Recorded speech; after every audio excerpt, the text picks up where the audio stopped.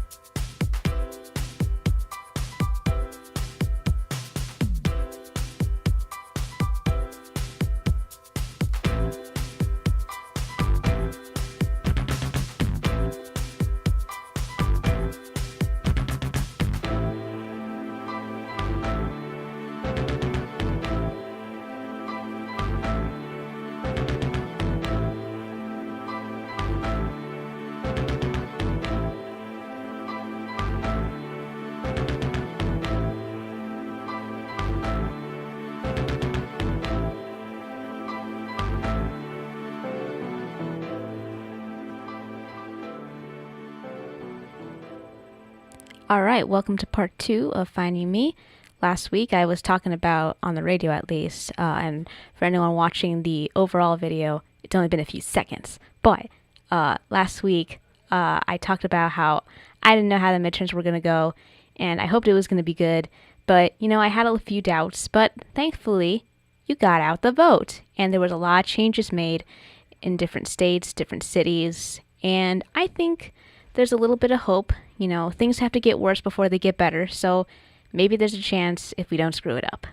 So, I'm going to go over the list of people that won in different states and the new firsts that we have, which I think is a really great accomplishment, and I'm going to do that before I get back into Chapter 2 of the Kuhar document so that we can get back to speed on that and continue the talk of queer fandom discourse, as well as a reminder to you guys. Let's see, it's currently recording this on the 12th, so I'm going to tell you that next week in the Fargo-Moorhead area is the Transgender Day of Remembrance. So if you don't know what that is, I will tell you. Let me just pick this out from the event list that we have, so you'll hear this on our buzzing bulletin here at KPPP-FM. And you can learn about it there, but I will tell you now that I have found the event in front of me. So it's an annual memorial observance on November 20th, honors the memory of those whose lives were lost in acts of anti-transgender violence. From 7 p.m. to 8 p.m. at the First Congregational United Church of Christ in Moorhead, located at 406 8th Street South, you can attend the service. We've been doing it in this service, for about 10 years now in Fargo-Moorhead, and the name of this year's victims will be read during the service, so candles will be lit to remember the fallen, and members of the community will speak. Please join for the service and formal gathering in the fellowship, so call immediately following. This event is free and of cost, and so please remember this is a funeral service for the trans community, and to be respectful. It's a funeral. So if you'd like to find more information on how to attend this funeral service of sorts, you can go to the Facebook event page at tinyurl.com/Trans Remember Day. That is tinyurl.com/Trans Remember Day. So please check that out, attend the service, and pay your respects. And I'm hoping to attend the service. I'm not sure, so I still have to figure out the time I have for that, but things are busy here, unfortunately, at the station. But please know that as a trans man myself, that it's really important to do for anyone you might know, and for, hope for the protection of the trans people in our lives. So, now, in this list here for the things that happened last week on Tuesday night, I was with my friends chatting on Discord and talking about the elections, and just in case things went wrong, because I tend to have a bit of a bury my hopes 6 feet underground kind of outlook. So that way I'm already like, I'm already down and less worried about feeling grief like I did during the 2016 elections. But I felt a little bit happier seeing the list of wins, even though as other times I was really disappointed in some of the people that I was hoping would change the way states looked. But we have to celebrate the small victories, or at least that helps me keep going. So, Jared Polis became the first openly gay governor in Colorado. And it was really funny to learn about him on Twitter. There was memes about him being a gamer as well. So I just thought that was funny, kind of interesting. It kind of gives him a little bit of personality, I suppose, for whoever, for anyone in Colorado. So interesting. Sheriff Davids became the first LGBTQ and Native American in Congress in Kansas.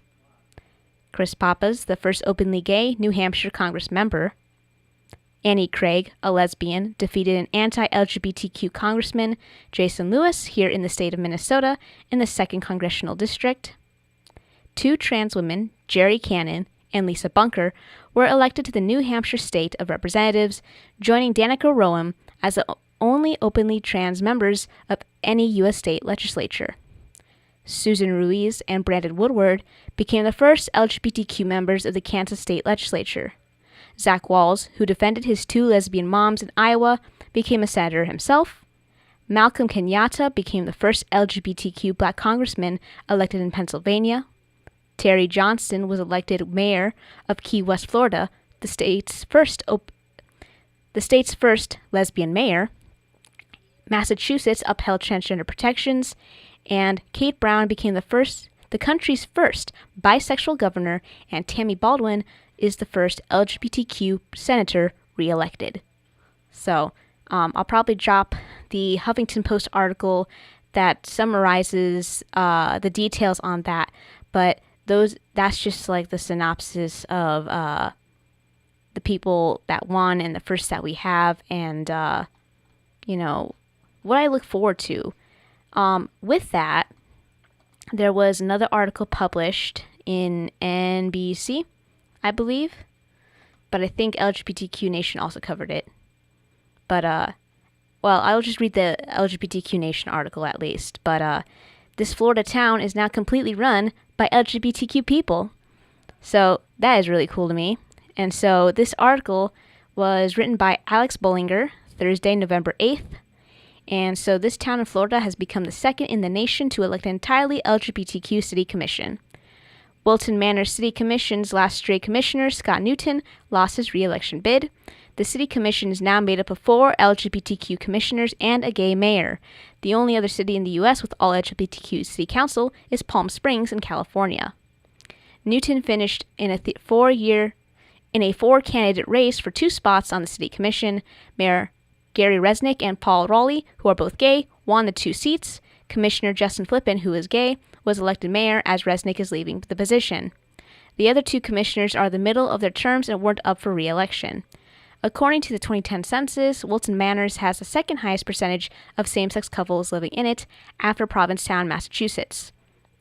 LGBTQ people are severely underrepresented at every level of government, so to have an LGBTQ city commission and LGBTQ mayor in Wilton Manors would be an exciting moment, especially given the strong LGBTQ community there, Sean Malloy of the Figgery Fund said in a statement. So, I'm looking forward to what the city will do now, and I'm hoping that there are more cities out there that will have a more rounded perspective of LGBTQ identities in our future and what they will do for their communities and their government spaces. So I thought that was really cool. So I'll also drop that in later. And let's see. We've got enough time to get into this chapter 2 of the critical discourse analysis, which is, it's academic stuff. So I'll try to explain it best as I can, considering that, there's a lot of things going on, and I want this to be easily understandable and accessible.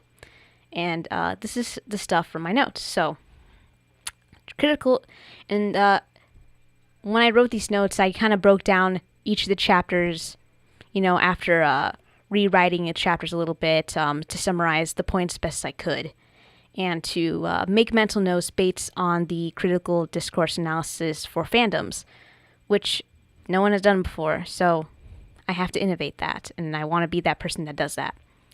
So the popularity of discourse analysis within social sciences contributed to the hypertrophy of scientific approaches and methodologies used in the description and analysis of discourse meanings. A contributing factor was the very nature of discourse analysis, which, thanks to the subject of its study, text, speech, or in general terms, linguistic social interaction, is primarily interpretive. So that makes sense, right? What you see, hear, and read is kind of up to interpretation. Yet it seems appropriate to stress here that there is no uniform or correct answer to the question, what does this image mean? What message does this advertisement communicate? And the problem of discourse analysis lies in the sliding nature of meaning. Text, pictures, words, actions all bear specific meanings, but none is absolute. Consequently, there is no way of knowing what meaning any specific individual will infer from a text or picture, because meaning is formed through interaction with the individual. So, every perspective is unique, and they're going to read things the way they are. But generally speaking, at least the way I see things, is that once I interpret something, I'm looking for the truth of the matter. And I'd rather stick with the facts of what I know is, happening, like, water is wet, bears poop in the woods, and, so on and so forth. I try to stick to the realm of reality, the one that we live in, that, like, for example, straight people don't get discriminated against, and there's no reverse racism, because we're not in that reality where white people get discriminated against, and we're in this one where historically white supremacy has been a thing around the globe, and it's only affected people of color, and it goes hand in hand with colorism and the xenophobia. So that's what I got out of that little piece. So here they reference Verschuren, writing the mental state of viewers, readers, or listeners, co-creating meanings as much as does the statement itself or the utterer of that statement.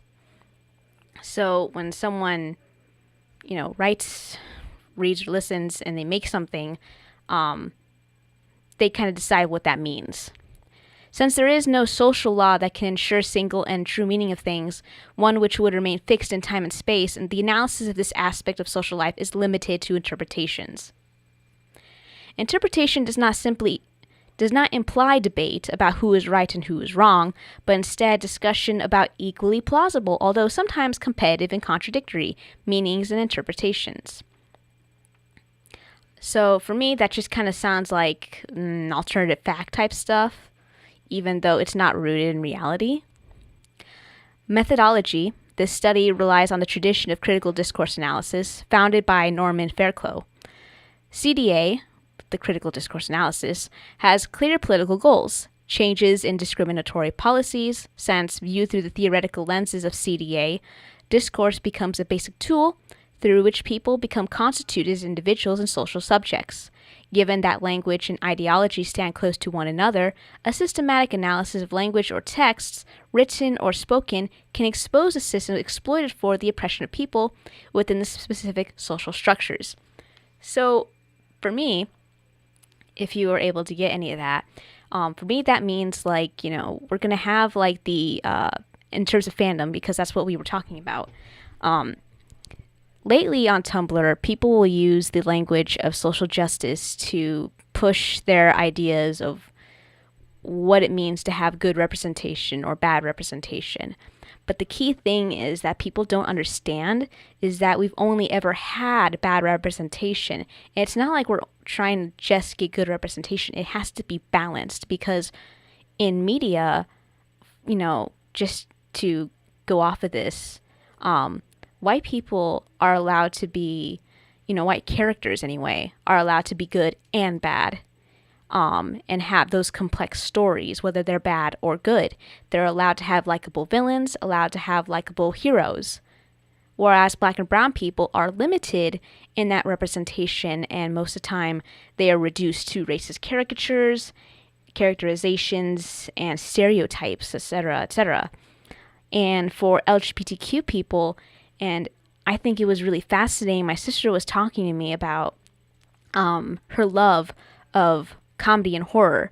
Well, she actually likes horror a little bit more, but she understands the concept that they're both sides of the same coin, where you're laughing, for example, for different reasons. Like comedy, and she might have to correct me on this, but she was telling me that comedy, when there's like a joke made, it's for to empower someone, and it's done in a group setting where people can feel together, even when most of the time you might be excluded. So it's supposed to, like, bring people together and also uplift the marginalized groups and make fun of the people in power to empower those marginalized groups.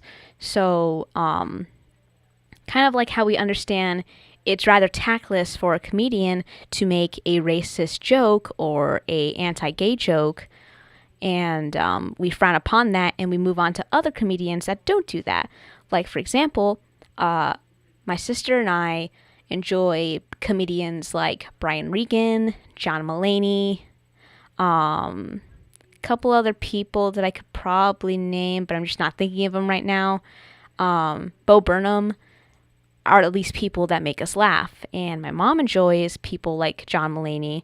We watched all his shows together, as well as Brian Regan.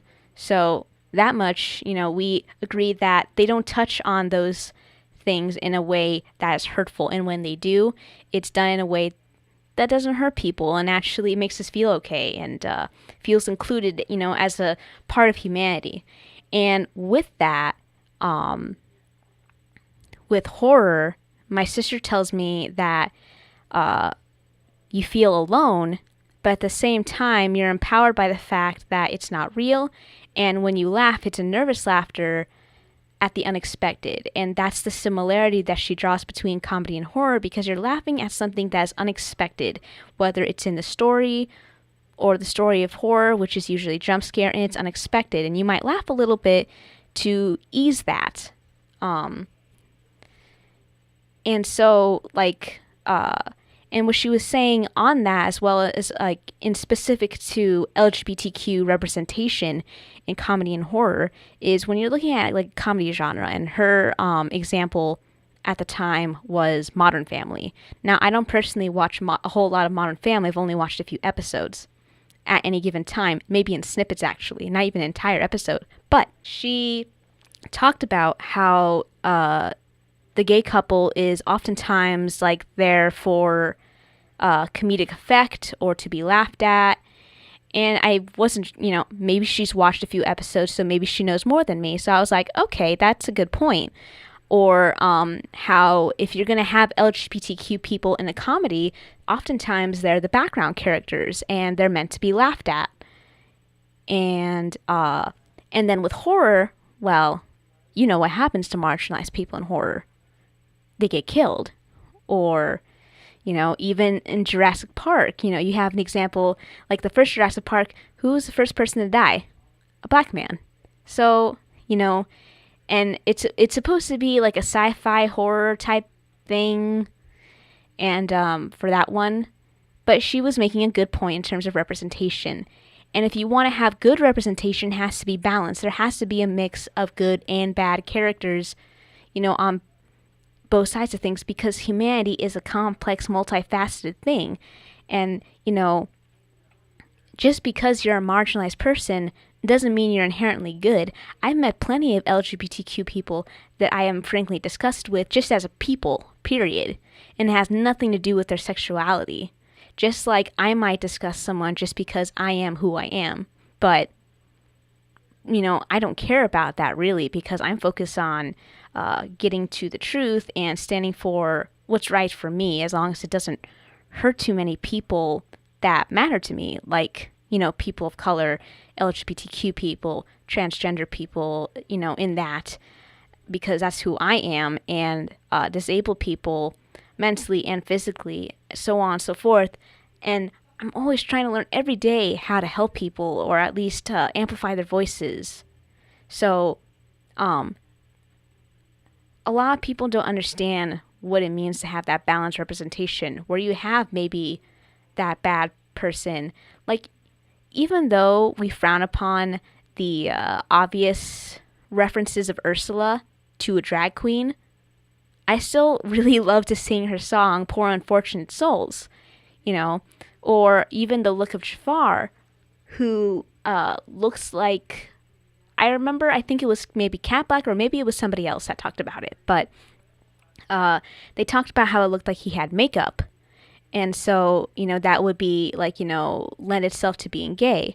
Or other villains that might lend themselves to being gay, like Hades, who talks somewhat sassily to Megara. Things like that. And so, like, while I get that, and it's true, it doesn't hurt to have the good and the bad. And it has to be balanced, just like there's good and bad people who are not marginalized in those groups. So I think that's a really key thing there. So I hope you understand that part.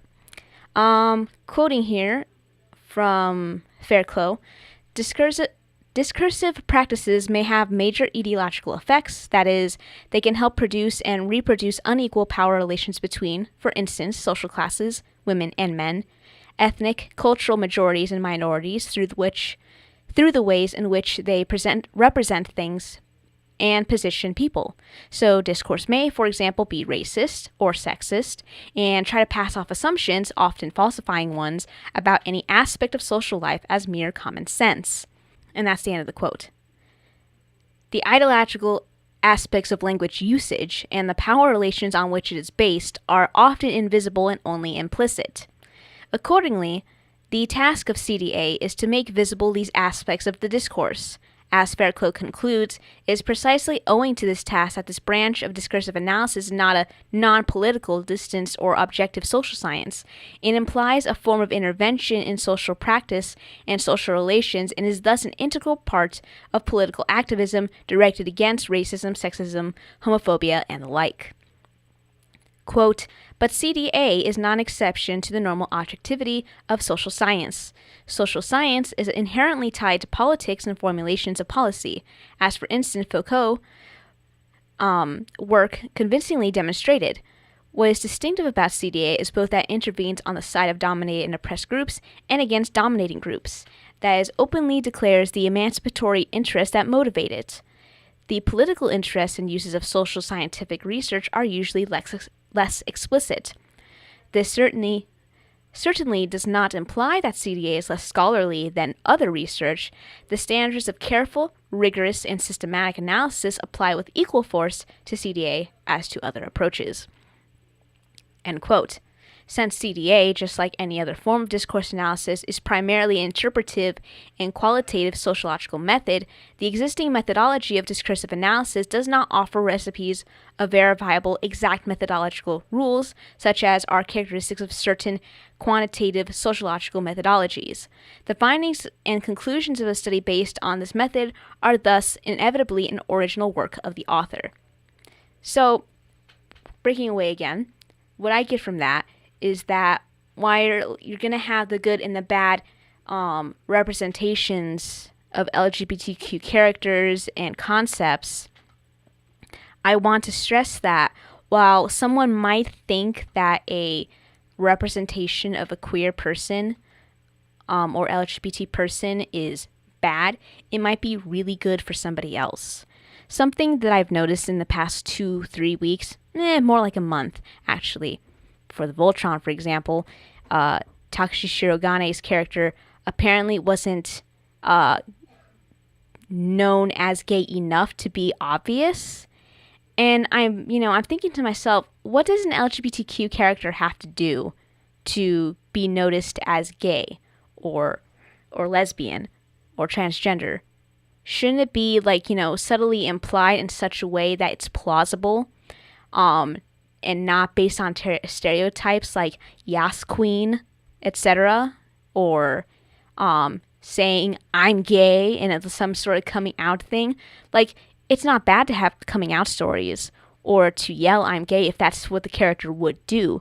But considering the character type, if it's not in the character's characteristic to, be out like that, then it's not in their character. For example, Takashi Shirogane, For me, reads very much as a Japanese character. He's kind of quiet, reserved, calm and collected. And so he doesn't necessarily put himself out there in that respect. The only thing he does put out there is the fact that he's really good at what he does. He's one of the best pilots, of his generation, along with his best friend Keith. And he doesn't broadcast his sexuality, and it's not the only part of him. He's just many things, rolled up into one. And that's probably the most realistic thing that the writers of the show could have done in terms of a gay representation. And I've heard so many stories of LGBTQ Asians and Asian Americans that have talked about what Shiro means to them. And so, while a lot of people are talking about he's bad representation, I disagree. As long as there's several people out there that think Shiro is great, doesn't matter. And what those other people need to do is find somebody else that fits their representation and represents them.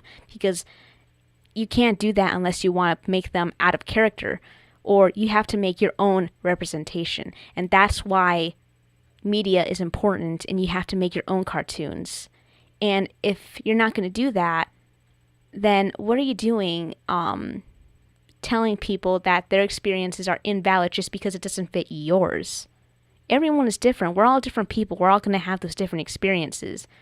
I mean, we would be a bunch of gray blobs if we all experienced the same thing. No, wait. I'm sorry. No, we wouldn't. What we would be is we would be as, mediocre as the people who don't have culture, who don't have a sense of identity, and we would be really screwed up.